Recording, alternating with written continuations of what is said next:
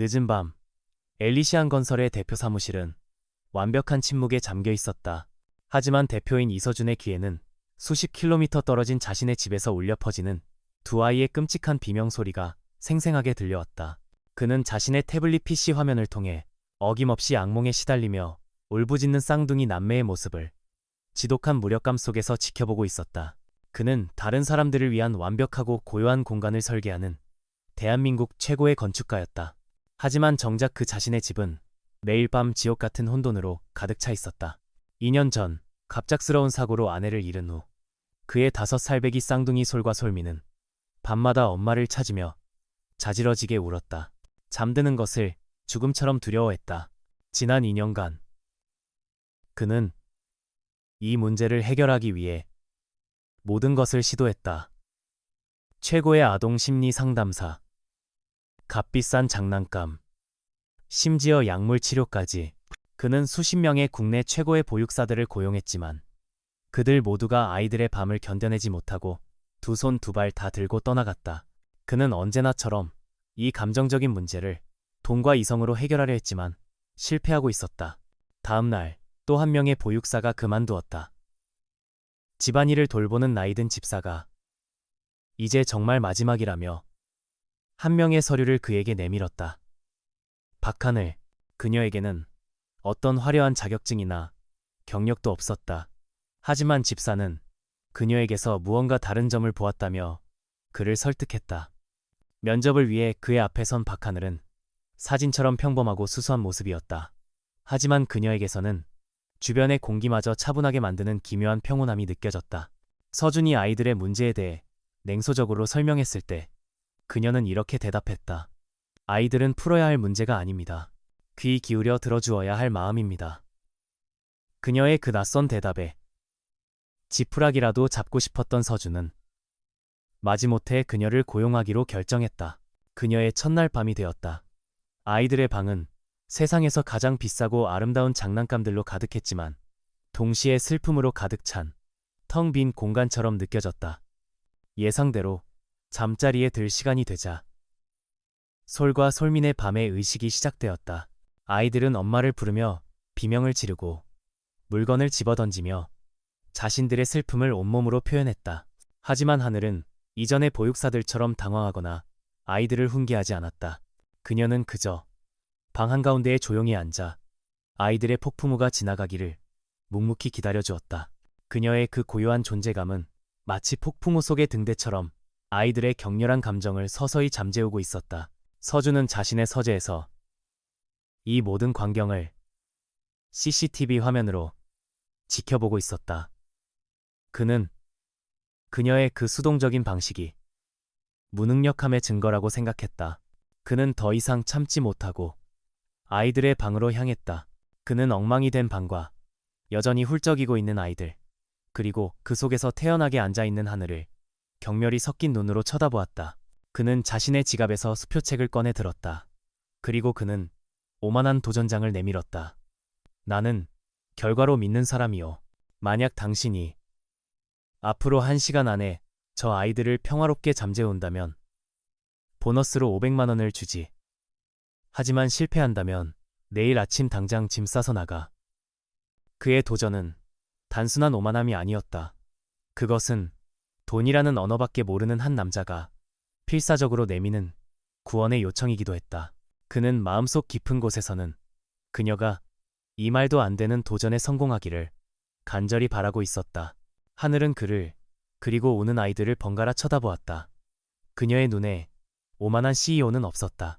그곳에는 아이들만큼이나 길을 잃고 상처 입은 또 한 명의 가여운 영혼이 서 있을 뿐이었다. 그녀는 돈에는 관심 없다는 듯 조용히 그리고 단호하게 대답했다. 돈은 필요 없습니다. 하지만 아이들은 제가 재워드리죠. 그녀는 그를 등지고 아이들의 침대를 향해 걸어갔다. 이서준은 자신의 서재에서 모니터를 통해 아이들 방의 혼돈을 냉소적으로 지켜보고 있었다. 그는 박하늘이라는 저 여자가 이전의 수십 명의 베테랑 보육사들처럼 몇 시간을 버티지 못하고 울며 뛰쳐나갈 것이라고 확신했다. 그는 그녀의 그 고요한 자신감이 현실을 모르는 무지에서 비롯된 것이라고 생각했다.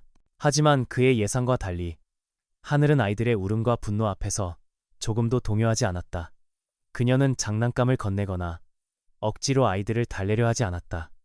그녀는 그저 두 아이의 침대 사이 바닥에 조용히 앉아 아이들의 눈을 바라보며 그들의 슬픔의 폭풍이 잦아들기를 묵묵히 기다려 주었다.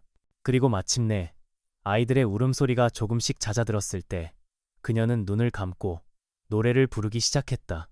그것은 세상에 알려진 자장가가 아니었다. 멜로디는 단순했지만 한 번 들으면 잊을 수 없는 깊은 슬픔과 따뜻한 위로가 담긴 기묘하고도 아름다운 선율이었다.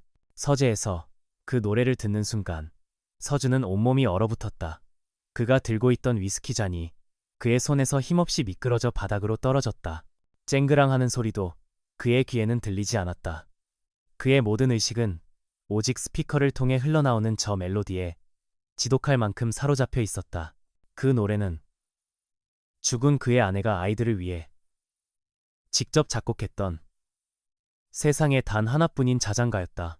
아내는 피아노 앞에서 뱃속의 아이들을 어루만지며 이 노래를 만들었다. 이것은 우리 가족만의 비밀 노래라고 그녀는 웃으며 말했었다. 녹음된 적도 출판된 적도 없는 오직 세 사람만이 알고 있던 그 멜로디.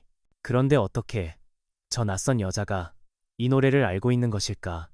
서준의 머릿속은 경악과 혼돈으로 뒤엉켰다. 이것은 기적인가? 아니면 잔인하고 정교한 사기극인가? 그는 이 모든 상황이 믿을 수 없는 거대한 함정처럼 느껴졌다. 아이들 방에서는 기적이 일어나고 있었다. 엄마의 노래를 기억해낸 듯 솔과 솔미는 서서히 울음을 그쳤다. 아이들은 낯선 여자를 마치 엄마를 보는 듯한 그리움과 평온함이 뒤섞인 눈으로 바라보았다. 아이들의 작은 몸을 감싸고 있던 긴장감이 풀리고 그들은 지난 2년 만에 처음으로 악몽이 아닌 평화로운 잠의 세계로 빠져들었다. 서준은 폭풍처럼 아이들의 방으로 달려 들어갔다. 방 안은 그가 지난 2년간 단 한 번도 경험해보지 못했던 완벽한 고요함에 잠겨 있었다. 그는 천사처럼 잠든 아이들의 얼굴과 그 옆에 조용히 앉아있는 하늘을 믿을 수 없다는 눈으로 번갈아 쳐다보았다. 그는 하늘의 팔을 거칠게 붙잡았다. 그의 목소리는 분노와 절박함으로 잠겨 있었다. 당신, 누구야? 어떻게 그 노래를 알고 있는 거지? 그의 갑작스러운 행동에 하늘은 겁에 질려 몸을 떨었다. 그녀는 혼란스러운 눈으로 그에게 대답했다. 그냥 돌아가신 저희 언니가 저에게 자주 불러주었던 노래일 뿐이에요. 그녀의 대답은 미스터리를 풀어주기는커녕 더 깊은 의혹의 안개 속으로 그를 밀어넣었다. 그는 그녀를 해고할 수 없었다. 평화롭게 잠든 아이들의 모습은 그가 결코 포기할 수 없는 기적이었다. 하지만 동시에 그는 그녀를 믿을 수도 없었다. 그는 그녀의 팔을 놓았다. 그의 얼굴에는 다시 차가운 가면이 씌워졌다. 보너스는 내일 아침 입금될 거요. 지금부터 당신의 유일한 임무는 이거야. 매일 밤 여기에 와서 아이들을 재워. 그는 그 말을 남기고 방을 나가버렸다. 서준은 서재로 돌아와 죽은 아내의 사진을 꺼내 들었다. 그는 방금 찾아낸 구원과 동시에 찾아온 거대한 의심 사이에서 길을 잃고 있었다. 그는 알아내야만 했다. 박하늘이라는 저 여자의 정체를. 그녀는 과연 천사일까? 아니면 악마일까? 기적과도 같았던 그날 밤 이후 이서준의 세상은 온통 박하늘이라는 여자에 대한 의심과 동시에 그녀를 향한 절박한 필요성으로 가득 찼다. 그는 지난 2년간 처음으로 아이들의 비명소리가 없는 고요한 아침을 맞이했다. 하지만 그 평화는 그에게 안도감 대신 더 큰 혼란과 불안감을 안겨주었다. 그는 이 모든 상황을 통제해야만 했다. 그는 출근하자마자 김 비서에게 두 가지의 상반된 임무를 내렸다. 첫 번째는 박하늘을 이 집에 완벽하게 묶어둘 거부할 수 없는 황금 계약서를 작성하라는 것이었다.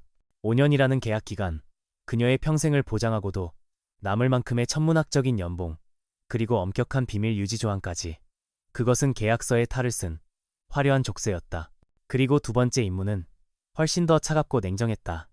동시에 박하늘이라는 여자의 모든 것을 조사해. 부모, 친구, 그녀가 말했던 그 언니라는 존재까지. 내 아내의 가족과 어떤 연관이라도 있는지 샅샅이 뒤져봐. 그는 의존과 의심이라는 위험한 두 개의 칼날 위를 걷기 시작했다. 김 비서는 그 거대한 계약서를 들고 하늘을 찾아갔다.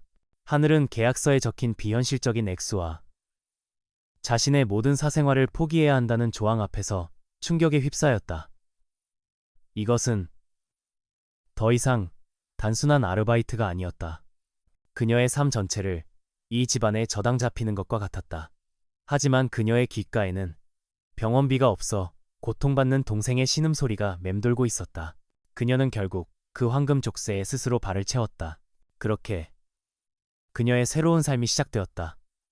그녀는 이제 거대하고 차가운 펜트하우스에 사는 이름뿐인 유모가 되었다. 그녀는 이제 그녀의 삶은 오직 아이들이 잠드는 밤 시간에만 존재했다. 매일 밤 똑같은 의식이 반복되었다. 아이들은 여전히 불안해했고 그녀는 그들을 위해 노래를 불렀다. 그러면 마법처럼 아이들은 평화롭게 잠이 들었다.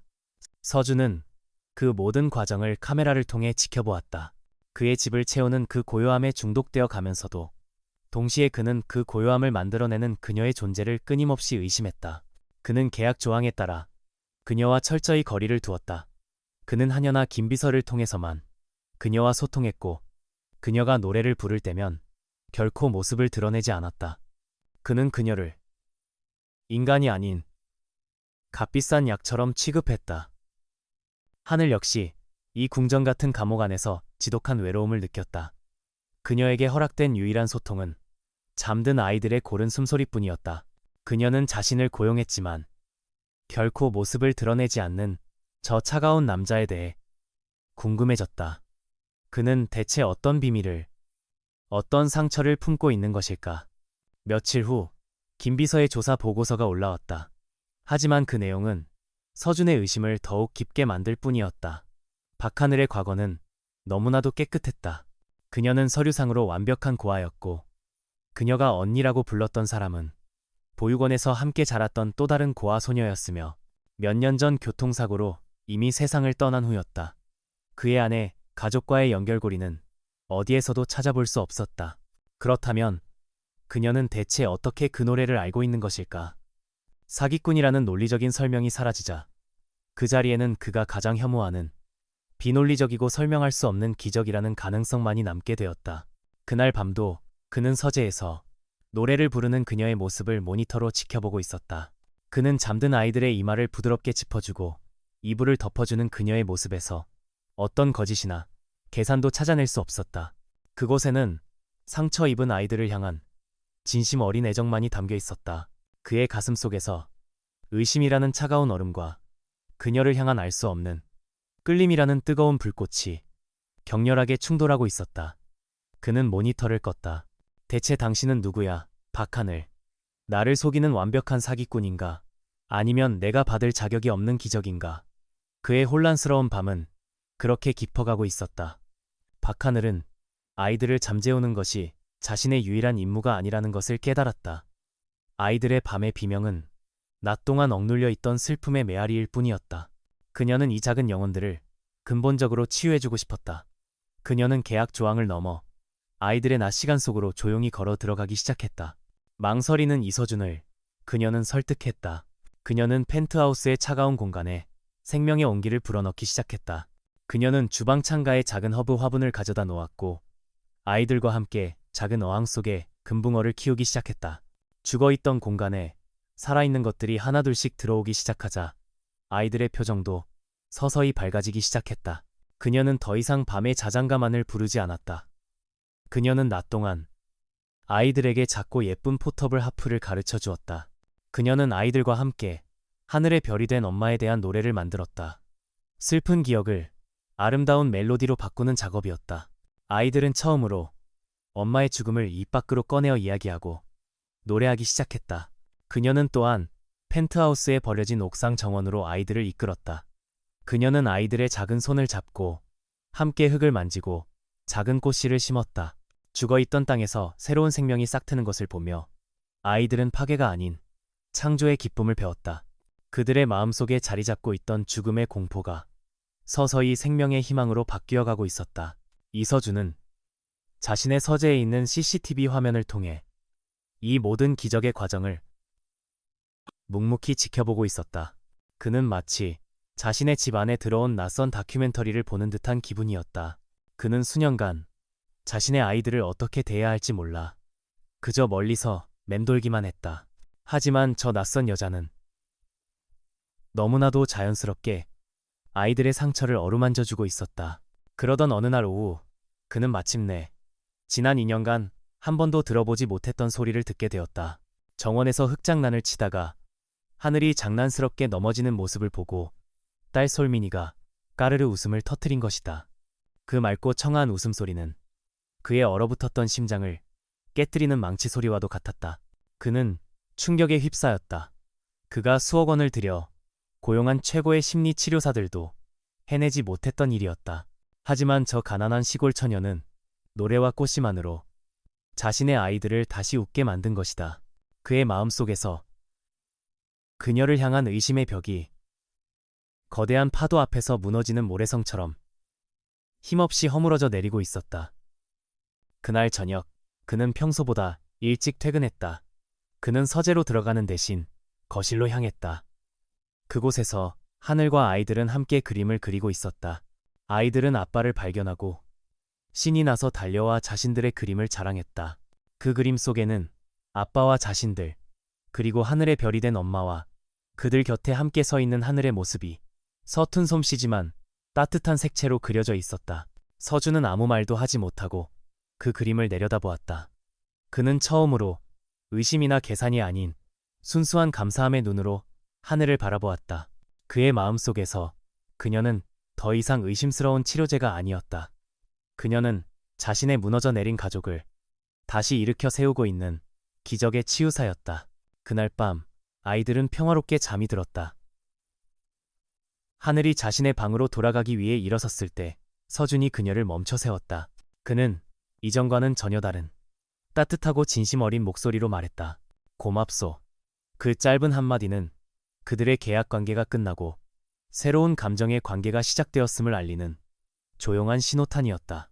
이서준과 아이들, 그리고 박하늘. 세 사람의 위태로운 평화는 예고 없이 찾아온 새로운 폭풍 앞에 흔들리기 시작했다.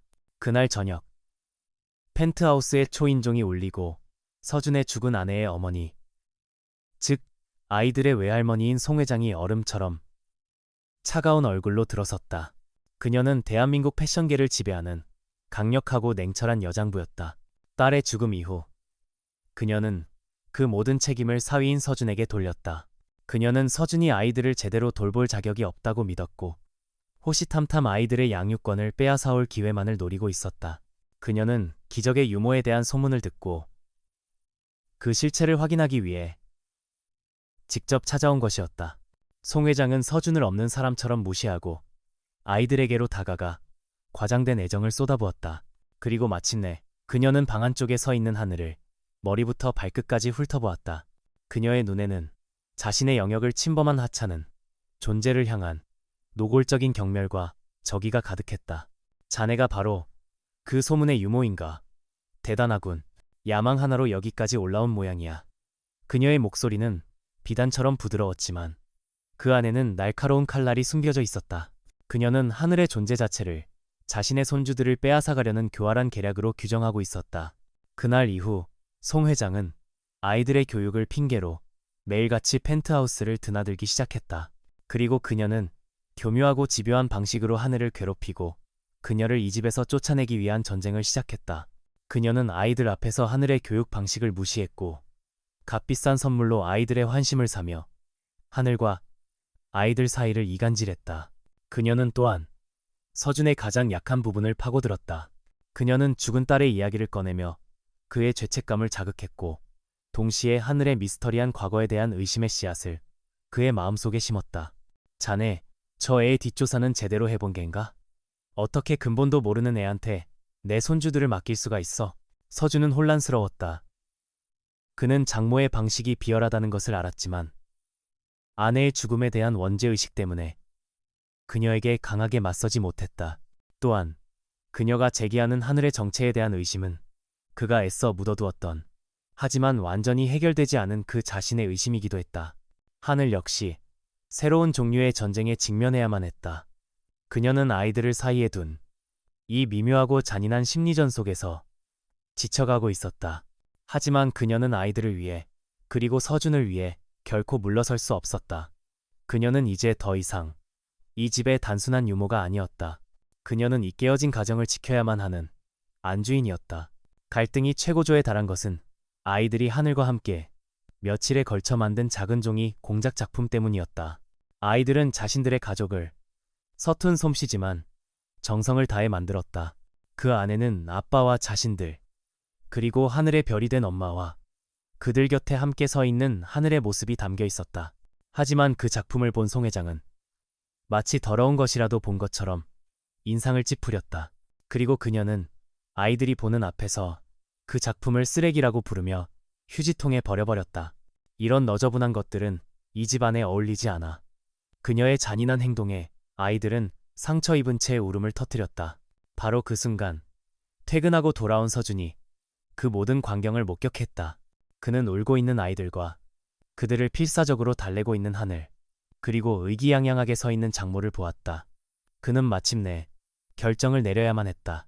과거의 죄책감에 얽매여 현재의 소중한 것들이 파괴되는 것을 지켜만 볼 것인가? 아니면 과거의 유령과 정면으로 맞서 싸워 자신의 새로운 가족을 지켜낼 것인가? 그의 눈빛이 차갑게 가라앉기 시작했다. 아이들의 망가진 종이 공작품 앞에서 이서준은 마침내 결정을 내렸다. 그는 더 이상 죽은 아내에 대한 죄책감이라는 이름의 과거에 얽매여 현재의 소중한 사람들이 상처받는 것을 지켜보고만 있지 않기로 했다. 그는 아이들을 안아주며 처음으로 아이들의 편에서 장모인 송 회장에게 맞섰다. 그의 그 조용하지만 단호한 반항은 두 사람 사이에 보이지 않는 전쟁의 시작을 알리는 신호탄이었다. 송 회장은 자신의 통제에서 벗어나려는 사위와 그를 변하게 만든 저 천박한 유모를 그대로 둘 수 없었다. 그녀는 훨씬 더 교활하고 잔인한 함정을 준비하기 시작했다. 그녀는 아이들이, 특히 몸이 약한 아들 소리가 특정 견과류에 가벼운 알레르기 반응을 보인다는 것을 알고 있었다. 그녀는 그 사실을 자신의 무기로 사용하기로 결심했다. 며칠 후 그녀는 아이들을 위해 직접 구워왔다는 특별한 수입 쿠키를 가지고 펜트하우스를 방문했다. 그리고 하늘이 잠시 자리를 비운 사이 그녀는 소리에게 그 쿠키를 먹였다. 얼마 지나지 않아 소리는 호흡 곤란과 함께 피부 발진을 일으키기 시작했다. 집안은 순식간에 아수라장이 되었다. 송 회장은 비명을 지르며 마치 하늘이 아이를 죽이려 했다는 듯이 그녀를 몰아붙였다. 이 부주의한 여자 같으니 내 손주에게 대체 뭘 먹인 게야. 그녀는 미리 연락해둔 자신과 한통 속인 의사를 집으로 불렀고 모든 상황은 하늘이 아이를 학대했다는 증거처럼 꾸며지고 있었다. 서준이 연락을 받고 달려왔을 때 집안은 그야말로 지옥도였다. 아이는 고통스러워하고 있었고 장모는 히스테릭하게 소리를 지르고 있었으며 하늘은 새하얗게 질린 얼굴로 어쩔 줄 몰라 하고 있었다. 송 회장은 서준에게 당장 저 여자를 내쫓지 않으면 아동학대 혐의로 고소하고 아이들의 양육권을 빼앗아오겠다고 협박했다. 과거의 서준이었다면 이 상황 앞에서 죄책감과 두려움으로 무너져 내렸을 것이다. 하지만 그는 더 이상 과거의 그 남자가 아니었다. 그는 냉철한 CEO의 모습으로 돌아와 상황을 분석하기 시작했다. 그는 먼저 아이의 상태를 확인하고 그 다음 집사에게 날카로운 질문들을 던졌다. 아이가 오늘 먹은 모든 것을 시간대별로 정확히 보고해. 집사의 보고와 하늘의 증언 속에서 송 회장이 가져온 특별한 쿠키의 존재가 드러났다. 바로 그 순간 서준은 모든 것을 깨달았다. 그는 자신의 태블릿 PC를 켜서 주방에 설치된 CCTV 영상을 재생했다. 영상 속에는 송 회장이 몰래 쿠키를 아이에게 먹이는 장면과 심지어 그 쿠키의 성분표를 미리 확인하는 모습까지 모든 것이 선명하게 담겨 있었다. 모든 진실이 밝혀졌다. 자신의 손주마저도 권력투쟁의 도구로 사용한 한 여자의 끔찍한 악의가 드러난 것이다. 서준의 눈에서 모든 연민과 죄책감의 흔적이 사라졌다. 그 자리에는 자신의 가족을 지키기 위해 기꺼이 괴물이 될 준비가 된 한 남자의 차가운 분노만이 남아있었다. 그는 송 회장을 향해 나지막하지만 얼음처럼 차가운 목소리로 말했다. 당장 내 집에서 나가시죠. 그리고 다시 한번 내 아이들이나 이 사람 앞에 나타난다면 저는 이 영상을 세상에 공개하고 장모님께서 남은 여생을 수치심과 법정 싸움 속에서 보내게 해드릴 겁니다. 내 아이들을 향한 전쟁은 끝났습니다. 당신의 패배로. 송 회장은 사위의 그 낯설고도 압도적인 모습 앞에서 아무 말도 하지 못하고 굴욕감 속에서 저택을 떠났다. 길고 길었던 폭풍이 마침내 끝나는 순간이었다. 서준은 이제는 안정을 되찾은 아이들과 그 곁을 지키고 있는 하늘을 향해 돌아섰다. 그의 마음속에서 아내의 죽음이 남긴 마지막 부채의식이 완전히 사라지고 있었다. 송 회장이 떠나간 펜트하우스에는 깊고 평화로운 정적이 내려앉았다. 아이들은 지난 몇 년 만에 처음으로 악몽 없는 깊은 잠에 빠져들었다. 이서준과 박하늘은 전쟁이 끝난 후의 고요함 속에서 거실 소파에 나란히 앉아 있었다. 아드레날린이 잦아들자 그 자리에는 서로를 향한 말로 표현할 수 없는 깊은 감정의 파도만이 남았다. 그들은 함께 발코니로 나가 도시의 야경을 내려다보았다. 서준의 마음속에 있던 죽은 아내에 대한 마지막 죄책감의 족쇄가 오늘 밤 완전히 부서져 내렸음을 느꼈다. 그는 더 이상 과거의 망령에 얽매인 죄수가 아니었다. 그는 자신의 아이들과 그리고 자신의 새로운 사랑을 스스로의 힘으로 지켜낸 한 명의 남자였다. 그는 하늘을 돌아보았다. 그의 눈에는 더 이상 의심이나 계산이 아닌 한 여자를 향한 깊고 순수한 사랑과 존경심만이 가득했다. 그는 자신의 모든 방어벽을 허물고 그녀에게 자신의 가장 깊은 속내를 진심을 고백하기 시작했다. 그는 처음 그녀를 고용했던 것이 순전히 이기적인 이유 때문이었음을 고백했다. 그는 그녀의 노래를 자신의 아이들을 잠재우고 자신의 평화를 되찾기 위한 도구이자 치료제로만 생각했다. 그는 그녀의 정체를 의심했고 그녀의 진심을 믿지 않았다. 하지만 그는 매일 밤 아이들을 향한 그녀의 헌신적인 사랑을 보았다. 그는 그녀가 아이들의 상처를 치유하는 동안 사실은 자신의 상처 또한 함께 치유되고 있었음을 깨달았다.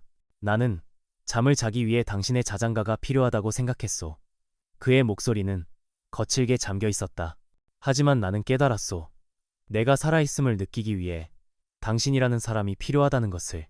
그는 그녀에게 다가갔다. 나는 더 이상 당신의 노래가 필요하지 않아. 하늘씨, 나는 당신이 필요해. 사랑하오. 그의 고백은 그의 영혼 전체를 건 절박하고도 진실한 외침이었다. 그의 고백에 하늘의 눈에서 뜨거운 눈물이 흘러내렸다. 그녀는 이 상처 입고 외로운 남자를 마음 깊이 사랑하게 된 자기 자신을 더 이상 부정할 수 없었다. 그녀는 그가 자신의 운명임을 깨달았다. 그가 부드럽게 그녀의 눈물을 닦아주었다. 그리고 그는 그녀에게 키스했다. 그것은 그들의 첫 번째 진짜 키스였다.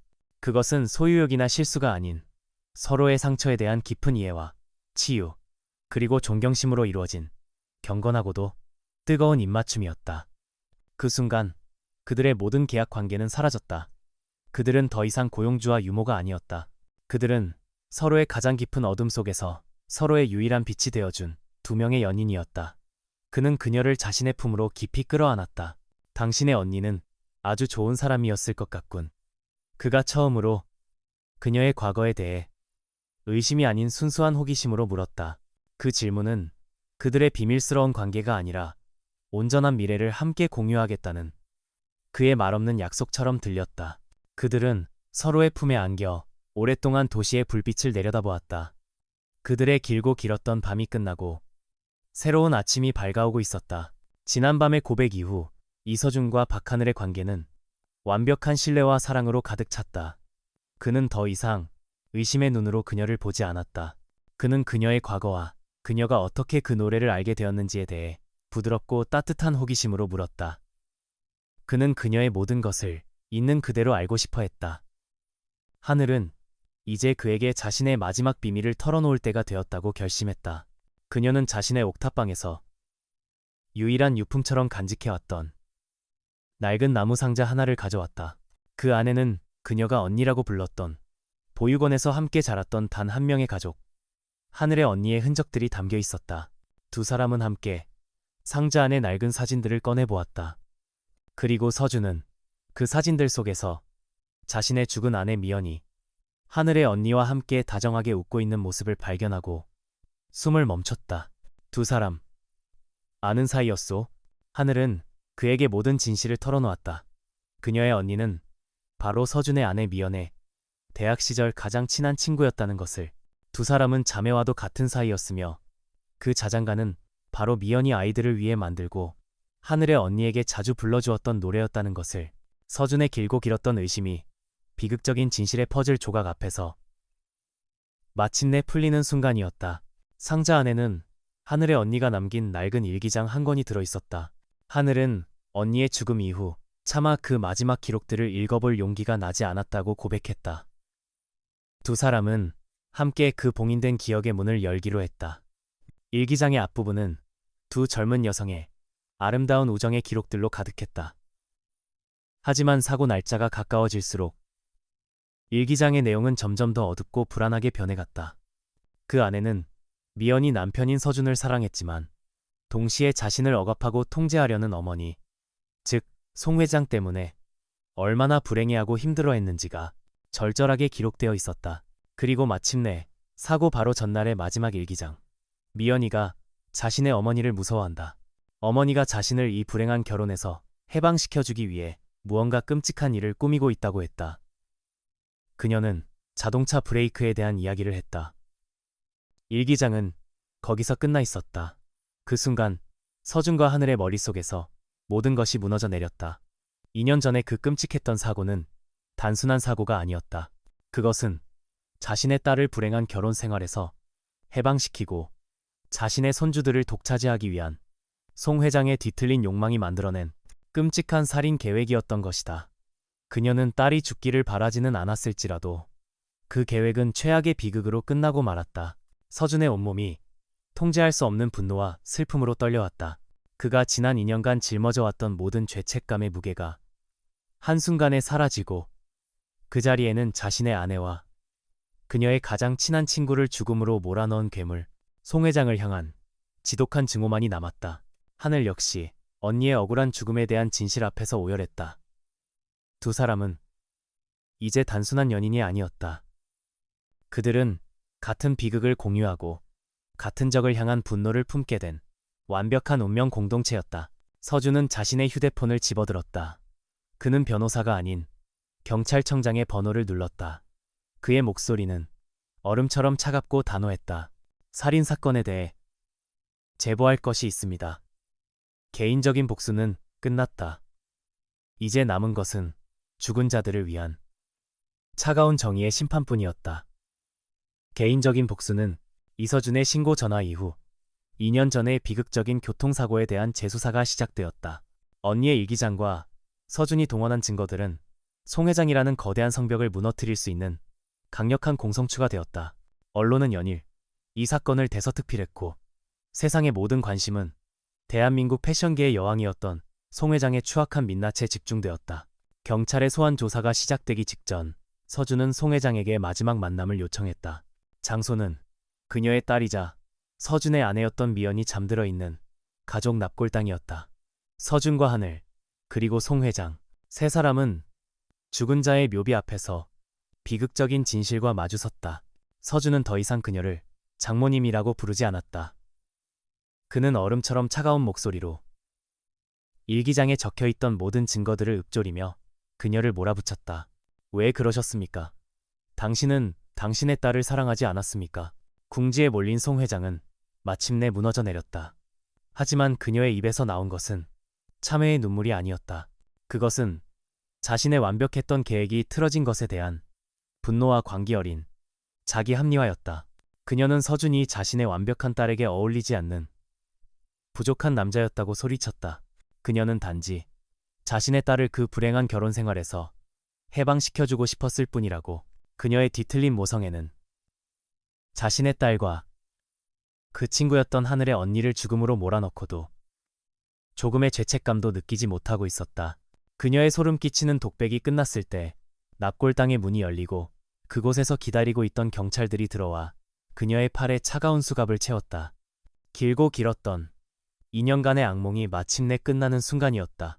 모든 폭풍이 지나간 며칠 후 서준과 하늘은 평화롭게 잠든 아이들의 침실에 나란히 서 있었다. 아이들의 얼굴에는 더 이상 악몽의 그늘이 없었다. 그들은 새로운 엄마가 될 하늘의 존재를 이미 오래전부터 받아들이고 있었다. 서준은 잠든 아이들을 그리고 그 곁을 지키고 있는 하늘을 바라보았다. 그는 그녀에게 자신의 모든 진심을 고백했다. 그는 처음에는 오직 아이들을 잠재우기 위한 노래 때문에 그녀를 곁에 두었다고. 하지만 어느 순간부터인가 그는 노래가 아닌 그 노래를 부르는 사람을 필요로 하게 되었다고. 그는 그녀의 앞에 한쪽 무릎을 꿇었다. 그의 손에는 화려하지 않지만 그녀의 맑은 영혼을 닮은 작고 투명한 다이아몬드 반지가 들려 있었다. 나는 더 이상 솔과 솔민이의 아빠로만 살고 싶지 않소. 나는 당신의 남편이 되고 싶소. 그의 목소리는 떨리고 있었다. 박하늘 씨, 나와 결혼해서 우리 가족이 되어주시겠습니까? 그의 진심 어린 청혼에 하늘의 눈에서 뜨거운 눈물이 흘러내렸다. 그녀는 울며 고개를 끄덕였다. 그녀의 기나긴 방황과 외로움이 마침내 따뜻한 집을 찾게 된 것이다. 그가 그녀의 손가락에 반지를 끼워주는 순간 두 사람은 조용히 입을 맞추었다. 그것은 상처 입은 두 영혼이 서로의 구원이 되어 마침내 하나의 완전한 가족으로 다시 태어나는 거룩한 서약과도 같았다. 창밖으로 새로운 아침의 눈부신 햇살이 그들의 새로운 시작을 축복하며 쏟아져 들어오고 있었다. 그로부터 1년 후 그들의 작은 가족은 마침내 완전한 평화와 행복을 찾았다. 이서준은 과거의 모든 유령들로부터 완전히 해방되었다. 그의 얼굴에서는 더 이상 지독한 고통의 그늘을 찾아볼 수 없었고 그의 눈에는 아내와 아이들을 향한 따뜻하고 깊은 사랑만이 가득했다. 그는 더 이상 일에 미친 냉혈한 CEO가 아니었다. 그는 가족과의 저녁 식사를 위해 기꺼이 일찍 퇴근하고 주말에는 아이들과 함께 공원에서 시간을 보내는 평범하지만 행복한 가장이 되어 있었다. 박하늘의 삶 역시 새로운 빛으로 가득 찼다. 그녀는 더 이상 누군가를 치료하기 위한 약이 아니었다. 그녀는 한 남자의 아내이자 두 아이의 엄마, 그리고 자신의 꿈을 이룬 존경받는 하피스트가 되어 있었다. 그녀는 작은 음악 교실을 열어 자신처럼 음악을 사랑하지만 형편이 어려운 아이들에게 무료로 하프를 가르쳤다. 그녀는 자신이 받은 사랑을 세상을 향해 다시 나누어주고 있었다. 아이들은 기적처럼 상처를 회복했다. 아이들은 더 이상 밤마다 악몽에 시달리지 않았다. 그들은 하늘을 새엄마가 아닌 그저 엄마라고 불렀다. 하늘은 아이들에게 하늘의 별이 된 진짜 엄마의 이야기를 자주 들려주었다. 그녀는 과거의 기억을 지우는 대신 그 기억을 아름다운 추억으로 함께 보듬어 안았다. 이야기의 마지막은 어느 따뜻한 봄날 저녁, 아이들의 침실에서 끝을 맺는다. 서준은 아이들에게 동화책을 읽어주고 있었고 하늘은 그 곁에 앉아 부드러운 미소로 그들을 바라보고 있었다. 잠자리에 들 시간이 되자 아이들이 하늘에게 노래를 불러달라고 졸랐다. 바로 그들의 모든 이야기를 시작하게 만들었던 그 자장가였다. 하늘이 서준을 바라보자 서준은 미소를 지으며 고개를 끄덕였다. 그녀는 익숙한 멜로디를 그 어느 때보다도 맑고 부드러운 목소리로 부르기 시작했다. 하지만 이번에는 그녀 혼자가 아니었다. 그녀의 노래 위로 서준의 낮고 따뜻한 바리톤 목소리가 포개졌다. 그리고 곧이어 아이들의 작고 맑은 목소리 또한 그 화음 위로 수줍게 얹혔다. 네 사람의 목소리가 하나가 되어 방 안을 가득 채웠다. 그 노래는 더 이상 슬픔과 그리움, 그리고 고통스러운 과거의 상징이 아니었다. 그것은 상처를 딛고 일어선 네 사람이 서로의 상처를 보듬어 안으며 만들어낸 새로운 가족의 노래였다. 그것은 과거의 기억을 존중하는 동시에 현재의 사랑을 축복하는 치유와 희망의 교향곡이었다. 노래가 끝나고 아이들은 만족스러운 미소를 지으며 스르르 잠이 들었다. 서준과 하늘은 잠든 아이들의 머리 위로 서로를 마주 보았다. 그들의 눈에는 이 세상 그 어떤 말로도 표현할 수 없는 깊고 완전한 사랑이 담겨 있었다. 잠들지 못했던 남자는 마침내 자신의 영원한 안식을 찾았다. 홀로였던 여자는 자신의 가족을 찾았다. 엄마를 잃었던 아이들은 새로운 엄마를 얻었다. 그렇게 그들은 서로의 가장 깊은 상처를 치유하고 서로의 가장 위대한 기적이 되어 행복이라는 이름의 노래를 영원히 함께 부르게 되었다.